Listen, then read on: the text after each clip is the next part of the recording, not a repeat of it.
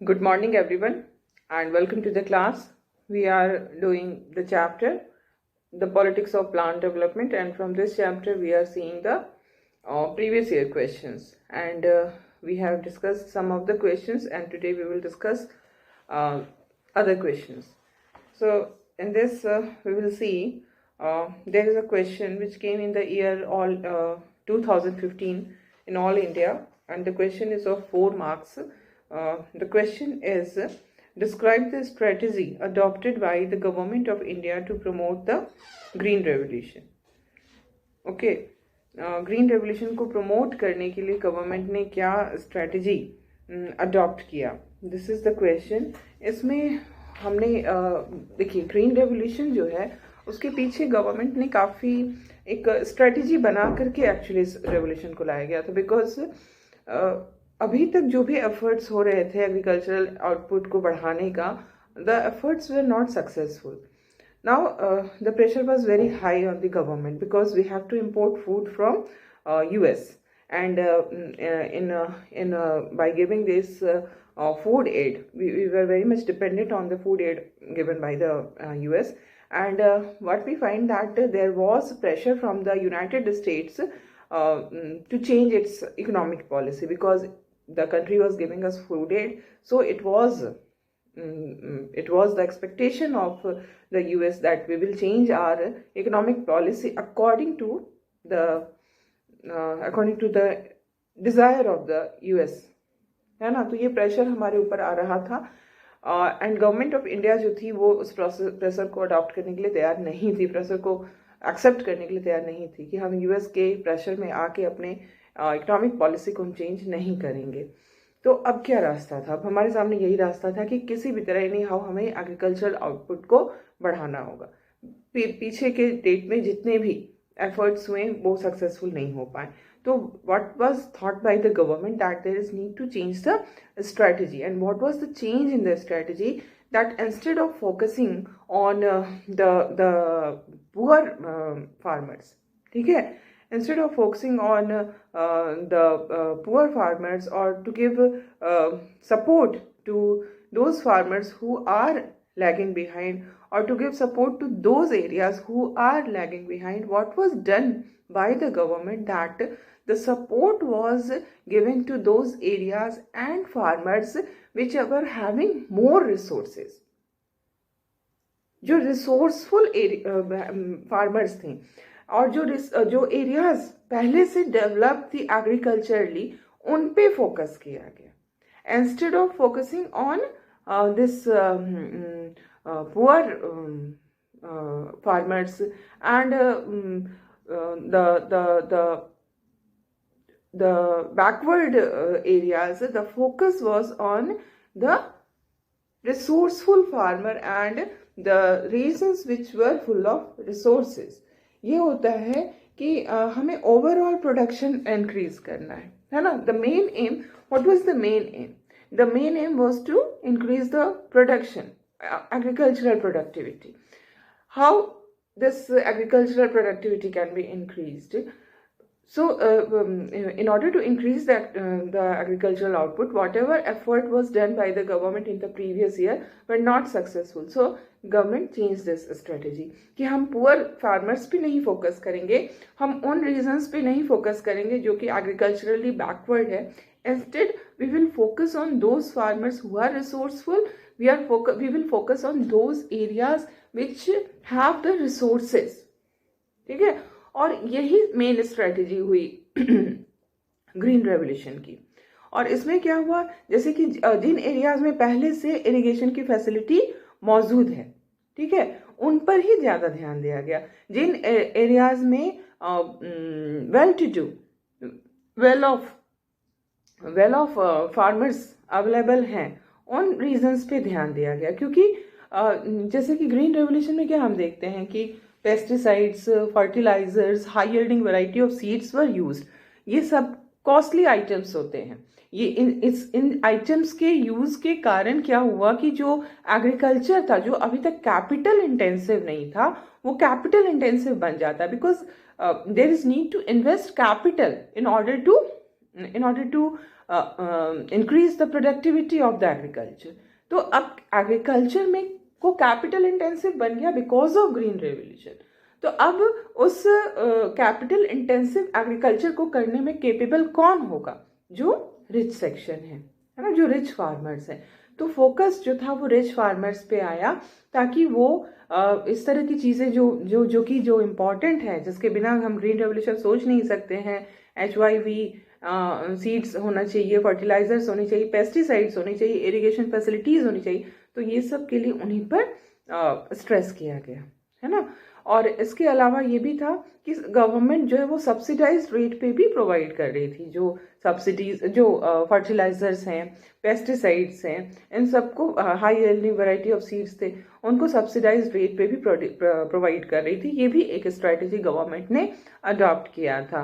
इसके अलावा एक और चीज़ जो इसी समय स्टार्ट होता है ड्यूरिंग द ग्रीन रेवोल्यूशन, कि गवर्नमेंट जो है वो गारंटी देने लगी कि जो भी प्रोड्यूस होगा फार्मर्स का, उसको एक पर्टिकुलर प्राइस पे खरीदा जाएगा, जिसको हम MSP कहते हैं, मैक्सिमम सेलिंग प्राइस जिसको हम कहते हैं। वो उसकी जो स्टार्टिंग होती है वो यहीं से होती है। और इसी के साथ क्या होता है कि जो ग्रीन रेवोल्यूशन होता है वो इंक्रीज आ जाता है। तो MSP का ना, जिससे कि क्या हुआ कि फार्मर्स को एक तरह की गारंटी मिल गई कि जो भी वो उनका प्रोडक्शन होगा वो गवर्नमेंट इस रेट पे, जब भी सोइंग का सीजन होता है ना, जिस समय सोइंग होती है उसी समय गवर्नमेंट MSP डिक्लेयर कर देती है। तो MSP जो गवर्नमेंट डिक्लेयर करती है वो उससे क्या होता है कि जो फार्मर्स होते हैं उनको एक एनकरेजमेंट मिलता है, और फिर वो क्या करते हैं कि जब उनका प्रोडक्शन हो जाएगा तो फिर वो उस रेट पे गवर्नमेंट उनसे खरीद लेती है। तो एक ये एश्योरेंस है कि जो भी हमारा एग्रीकल्चर आउटपुट होगा वो इस रेट पे गवर्नमेंट खरीद लेगी। और MSP मोस्टली क्या होता है, गवर्नमेंट हाई रखती है, ताकि जो हमारे फार्मर्स हैं उनको सपोर्ट मिल सके। ठीक है, this is minimum support price, MSP is minimum support price. ठीक है, तो ये सारे स्ट्रेटेजी गवर्नमेंट ने अडॉप्ट किया था। So first of all I will write the question. The question is, describe the strategy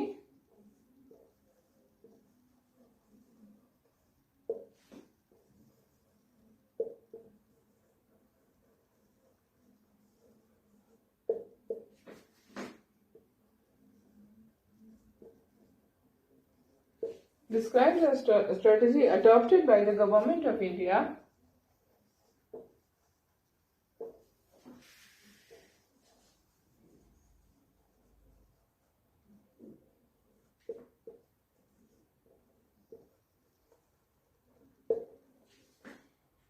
to promote the green revolution.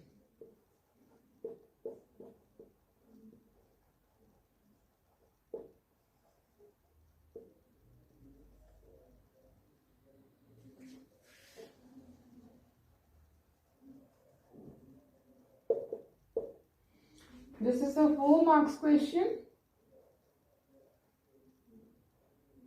and this came in the year 2015 All India.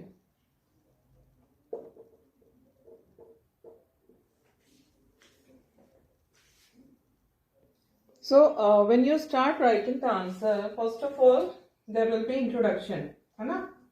And what should be in the introduction? Introduction इसका ये होगा कि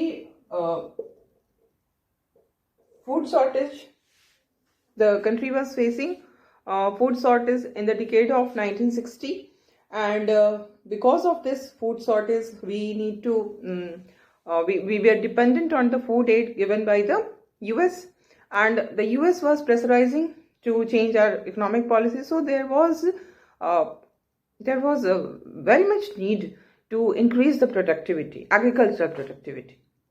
There was pressure on the government of India to increase the productivity, and whatever effort was done to increase the productivity was a failure up to now. So the government of India adopted a new strategy, okay, in order to increase the productivity of the agricultural production. क्या green revolution है? क्या green revolution is nothing, just increase in the agricultural output, higher increase, काफी। Revolution का मतलब क्या होता है? Revolution मतलब सडन चेंज, जो अचानक से चेंज आता है उसी को हम रेवोल्यूशन कहते हैं। तो यहाँ पर ग्रीन रेवोल्यूशन की जब हम बात करें, इट मीन्स कि सडनली जो प्रोडक्शन था वो बहुत बढ़ गया, and that is why it is called green revolution. तो अब हम यहाँ पर देख रहे हैं, इंट्रोडक्शन में हम ये चीजें देंगे कि क्यों ग्रीन रेवोल्यूशन की जरूरत क्यों थी, मतलब फूड को की प्रोडक्टिविटी बढ़ाने की जरूरत क्या थी, ठीक है। और तब हमारा उसके बाद जो है स्ट्रेटजी हम बताएंगे कि क्या स्ट्रेटजी हमने अडॉप्ट किया, क्या स्ट्रेटजी हमने अडॉप्ट किया in order to promote green revolution. पहली स्ट्रेटजी जो गवर्नमेंट की थी वो फोकस की थी। फोकस जो था वो शिफ्ट कर दिया गया, focus shifted from focus shifted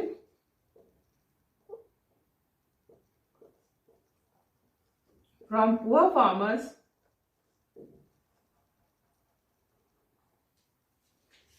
and backward areas to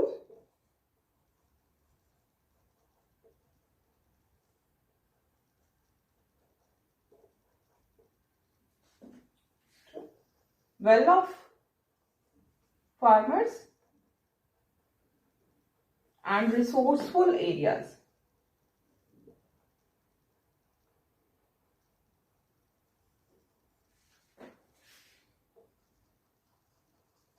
तो जब हम रिसोर्सफुल एरिया की बात कर रहे हैं तो किसकी बात करेंगे? वो एरियाज जहां पर इरिगेशन फैसिलिटीज वर अवेलेबल, ऑलरेडी अवेलेबल, है ना।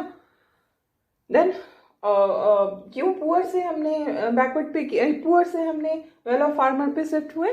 क्योंकि अब कैपिटल इंटेंसिव बन गया था, तो इसलिए ज़्यादा कैपिटल चाहिए, तो वेल ऑफ फार्मर्स ही उसको अफोर्ड कर सकते हैं, है ना। तो ये पहला हमारे चेंज हुआ this in this strategy of the government, ठीक है। इसके अलावा जो सेकेंड चेंज आता है वो ये है कि the government provided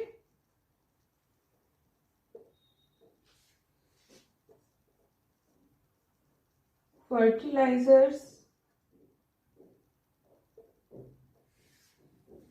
pesticides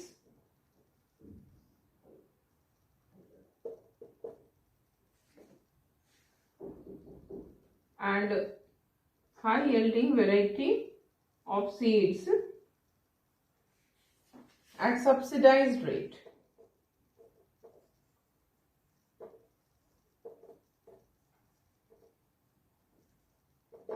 ठीक है, ये दो चीजें हो गई। अभी और भी है, the government has adopted some more strategy, ठीक है। तो ये दो हमने कर लिया है, अब इन दो के बाद हम third strategy and fourth strategy देखेंगे, ठीक है। So I am erasing this.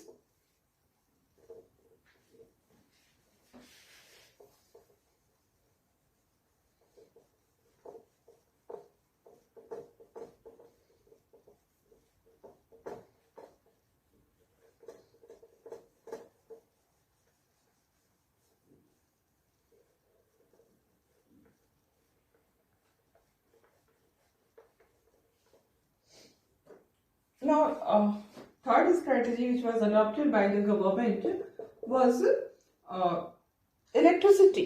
Electricity was also provided to the farmers at subsidized rate, because irrigation के लिए जहाँ पर इलेक्ट्रिसिटी की जरूरत है वाटर ड्रॉ करने के लिए, तो वहाँ पर फार्मर्स को अगर इलेक्ट्रिसिटी सब्सिडाइज रेट पे मिलेगी तभी they can use the irrigation facilities. तो इसलिए इसके कारण से उनको इलेक्ट्रिसिटी भी सब्सिडाइज रेट पे प्रोवाइड किया गया। इलेक्ट्रिसिटी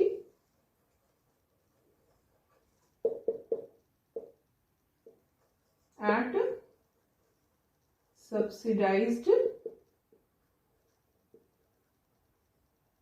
रेट, ठीक है। And fourth is declaration of MSP, ठीक है। और ये एमएसपी क्या है ये आपको थोड़ा सा बताना होगा। Declaration of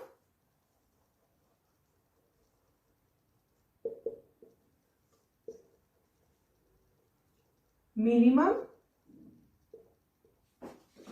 support price. It was a kind of guarantee to the, it is still अभी तक ये चल रहा है, और अभी जो फार्मर्स का इतना एजिटेशन चल रहा है that is regarding this MSP only. मतलब बहुत सारे मैटर्स है but one of the matter is MSP, कि ये स्पेकुलेशन किया जा रहा है कि एमएसपी जो है उसको हटा दिया जाएगा because of these farm laws. तो ये एमएसपी क्या है? It's a kind of guarantee to the farmers that whatever their produces that will be purchased by the government at this rate, and normally ये MSP काफी high होता है. इसके बहुत सारे डिमेरिट्स भी हैं. ये this is not the time to discuss all those things because हम लोग पहले ही उसको डिस्कस कर चुके हैं जब हमने इस चैप्टर को पढ़ा था. तो ये हमारा ये चारों स्ट्रेटेजी गवर्नमेंट ने अडॉप्ट किया था ग्रीन रेवोल्यूशन को प्रमोट करने के लिए. And now we will see the next question. So we have another question.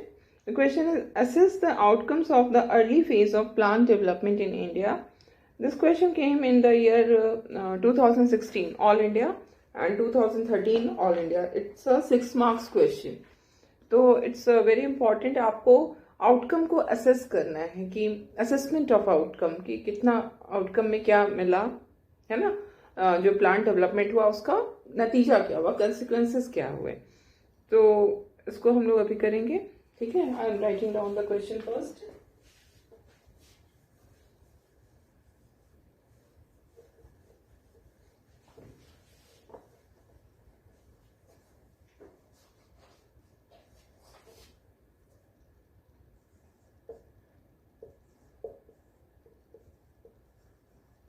Assess the outcomes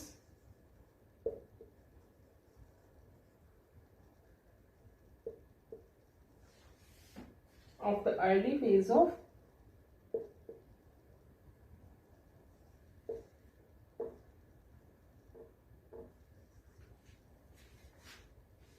plant development in India.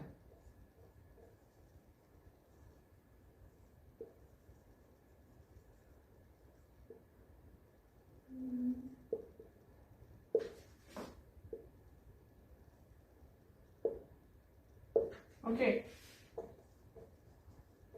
तो इसमें हमें असेस करना है.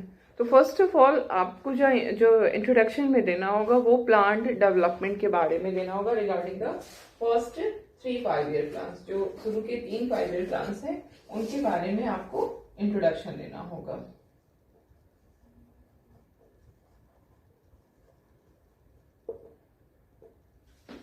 प्लांट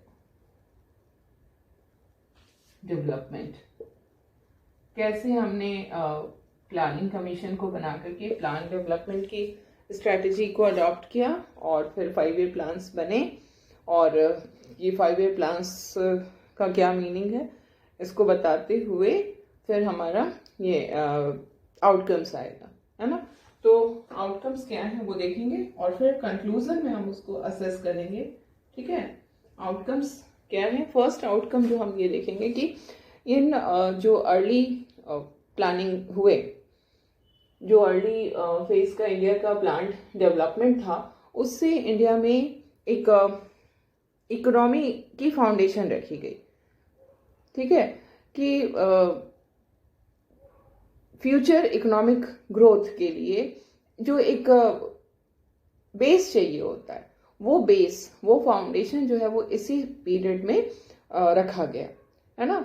और जैसे कि बहुत ही बड़े बड़े जो डेवलपमेंटल प्रोजेक्ट्स हैं वो इसी समय में स्टार्ट हुए. जैसे मेगा डैम्स को नेहरू ने बहुत इंपॉर्टेंस दिया था. उनका कहना था कि ये टेम्पल ऑफ डेवलपमेंट है ना.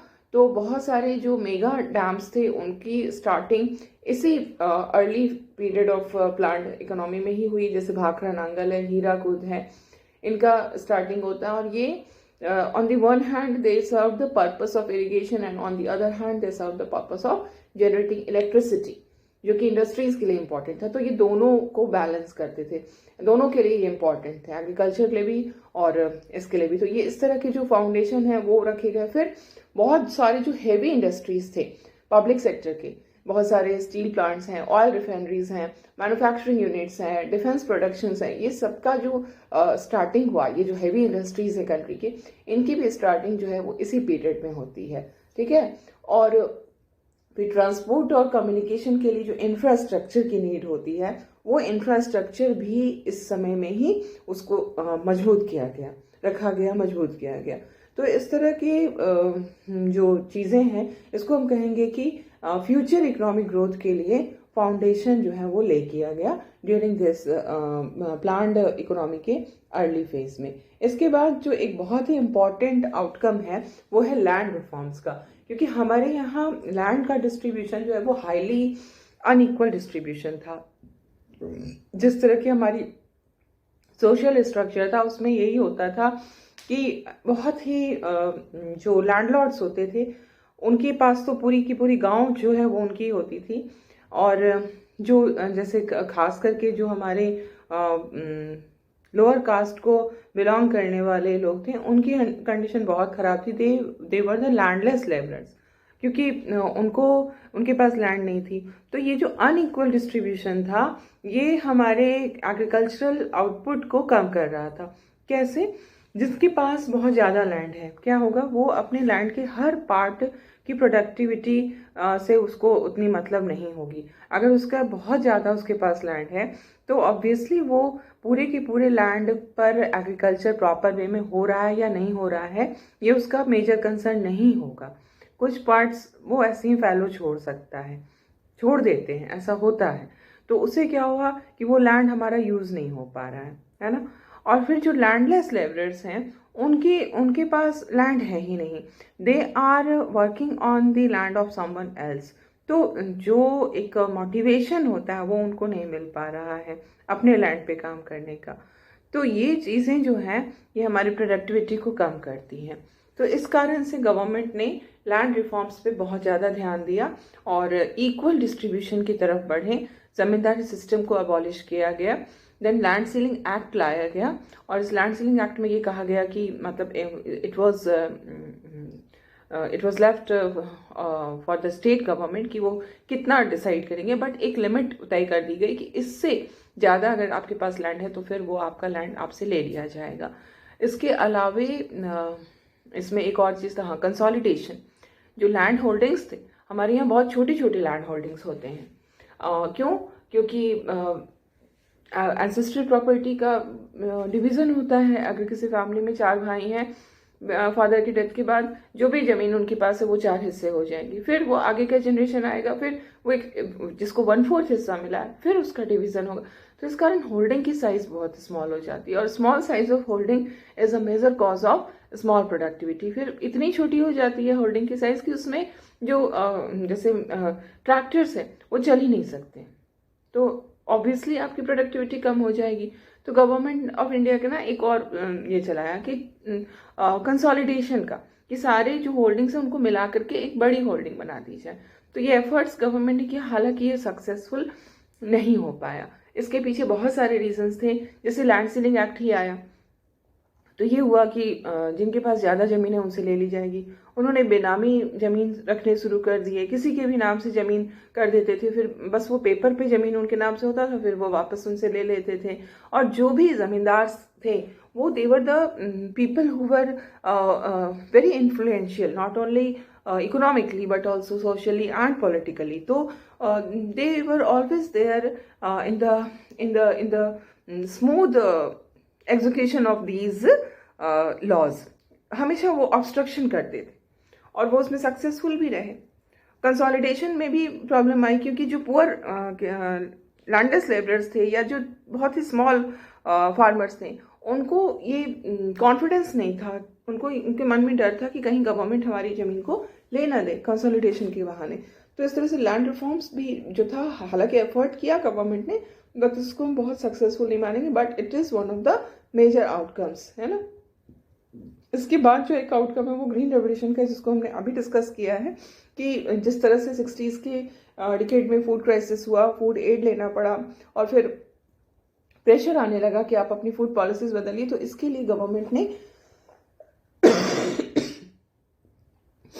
एक नई स्ट्रेटजी अडॉप्ट करते हुए ये किया कि वो इन्होंने गवर्नमेंट ने क्या किया, ग्रीन रेवोल्यूशन को लाया।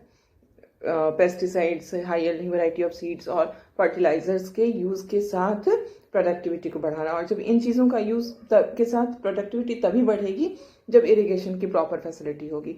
तो इसी से ग्रीन रेवोल्यूशन आया।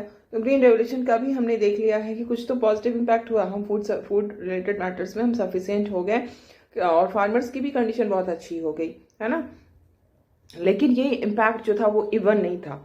फार्मर्स में भी कुछ ही फार्मर्स थे जिनको फायदा हुआ, और अगर रीजन वाइज भी हम देखें तो कुछ ही रीजन था, like Punjab, Haryana and western UP, बस। और कहीं भी इसका बहुत ज़्यादा इम्पैक्ट हमको देखने को नहीं मिलता है। इसके अलावा एक और आउटकम है जिसको हम कहते हैं वाइट रेवोल्यूशन। वाइट रेवोल्यूशन में ये हुआ कि जो मिल्क का प्रोडक्शन था वो भी इस समय में बहुत ज़्यादा बढ़ा। मिल्क कोऑपरेटिव्स बने, जिसमें आपका अमूल जो है वो सबसे इम्पॉर्टेंट डेयरी कोऑपरेटिव मूवमेंट था, है ना। जिसमें कि 2.5 मिलियन मिल्क प्रोड्यूसर्स जो थे उनका एक कोऑपरेटिव बना, और यहाँ से स्टार्ट हुआ। और आज के समय में अगर आप यू आर अवेयर कि हर जगह में मिल्क कोऑपरेटिव्स इस तरह से बने हुए हैं, जिससे कि मिल्क का प्रोडक्शन जो है वो इंडिया में बहुत ज़्यादा बढ़ चुका है ना।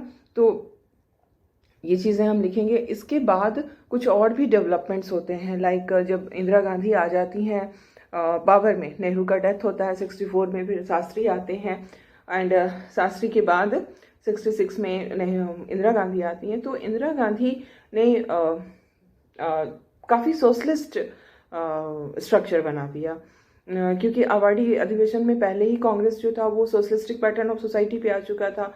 इंदिरा गांधी जो थी उनके एक पर एक उन्होंने कई सारे ऐसे मूव्स किए जो कि इंडिया को सोशलिज्म की तरफ ले जा रहा था, लाइक नेशनलाइजेशन किया गया बैंक्स का, देन प्रिवी पर्स को एंड किया गया। तो इस तरह से धीरे धीरे ये सब प्रो पुअर प्रोग्राम्स जो थे, 10 पॉइंट प्रोग्राम पहले स्टार्ट किया, फिर 20 पॉइंट प्रोग्राम आया।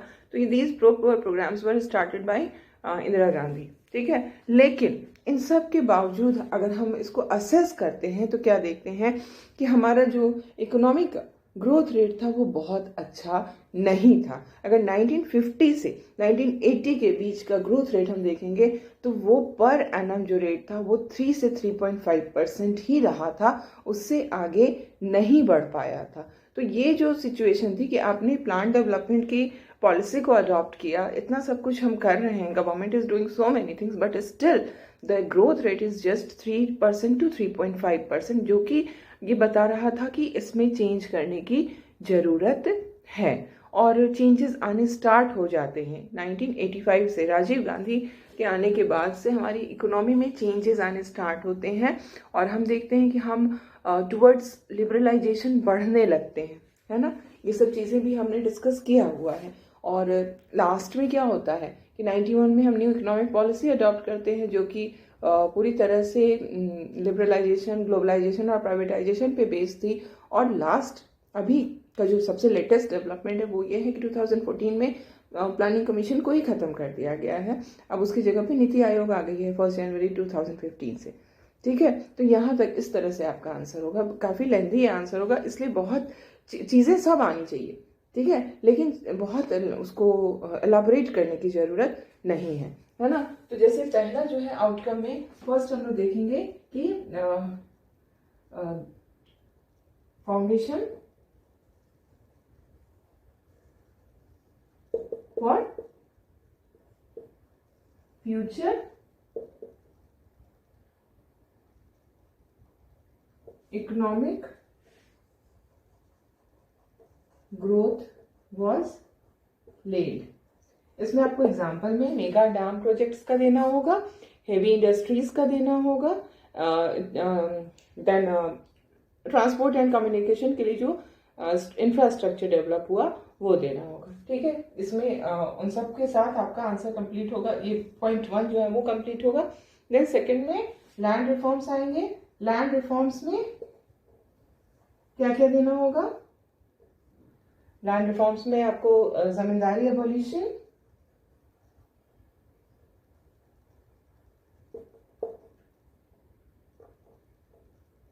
जमींदारी abolition, then land ceiling act,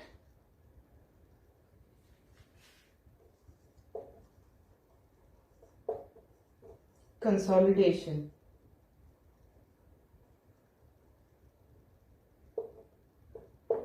ठीक है, फिर थर्ड में हमें देना होगा ग्रीन रेवोल्यूशन,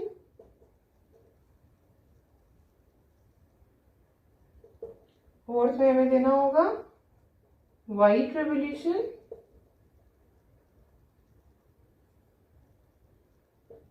ये मेन पॉइंट्स हुए आपके, जो आउटकम्स हैं वो यही है। ठीक है, इसके बाद आपको जो लेटर डेवलपमेंट्स हैं उसमें कंक्लूजन में वो आ जाएंगे। थोड़ा कंक्लूजन इसका लेंथी होगा क्योंकि असेसमेंट आप कर रहे हैं, that will be a part of conclusion. ठीक है, तो ये सारे पॉइंट्स लिखने के बाद आपको असेस करना है, कंक्लूड करना है आंसर को। ठीक है,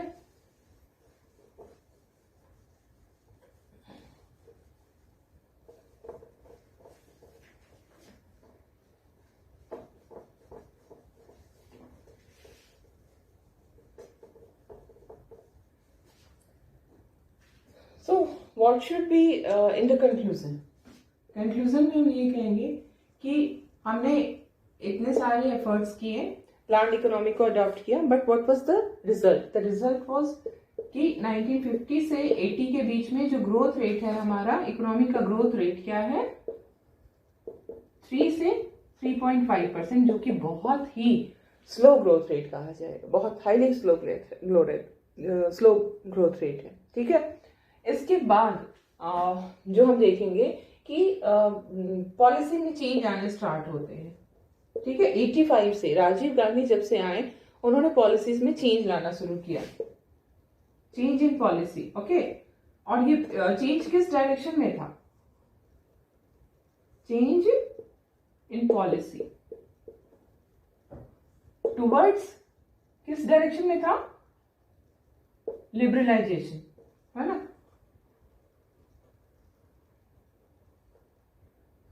और ये जो एक स्टार्टिंग होती है 85 से, वो अपने कल्मिनेशन पे पहुंचता है कब?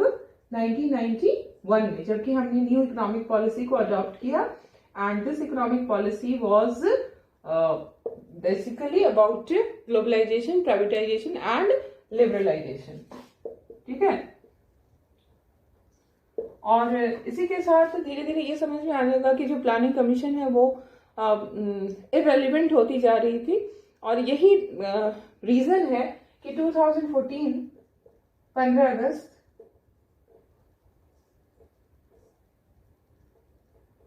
Modi announced the end of Yojana Aayog, है ना। And then this NITI Aayog was came into existence on 1st January 2015। This will be your answer. ठीक है, तो ये आज का हमारा कंप्लीट हो गया। अब बाकी के कुछ क्वेश्चंस हम लोग कल करेंगे।